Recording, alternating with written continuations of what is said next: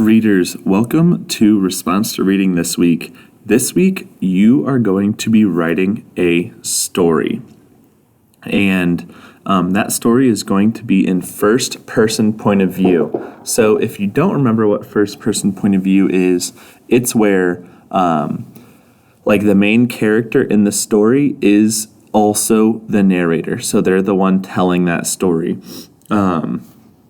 So you're going to be writing a story in first person, and what I want you to do is you're going to look at this picture below that I'll show you in just a second, and you are going to kind of base your story off of that. So you can start before the picture, during the picture, after the picture, or all three.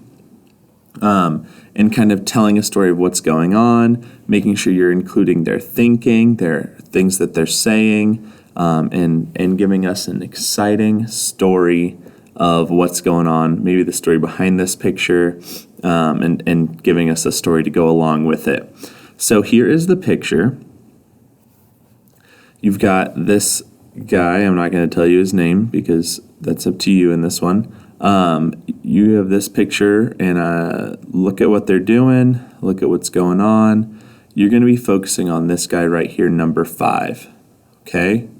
So you're going to look at number 5, and you're going to write a story in first person. So this number 5 is going to be the one telling the story. So they will be our narrator, and he's going to be saying things like I, we, us, and me, because he's the one telling the story and he's in it.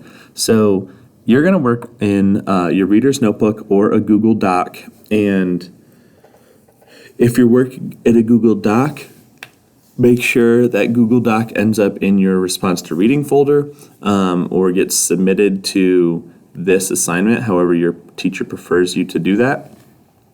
And or you could take a picture of your reader's notebook page or pages and submit those to this assignment.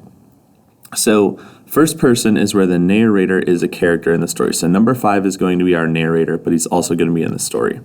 So tell the story of what happened before the photo, during the photo, after the photo, or include it all. Make sure you're using first person words like I, me, we, and us. Include some of his thinking and some dialogue. So he's going to have to be talking to people in this story, or other people are going to have to be talking to him. Make sure you're indenting your paragraphs, including your capital letters and correct punctuation. Make sure you've got a beginning, a middle, and an end. And then be creative. Be creative. Don't limit yourself to just what's going on in this photo. Really use your imagination and craft an awesome, creative story. Okay, so that's what you're going to do during part 1 this week.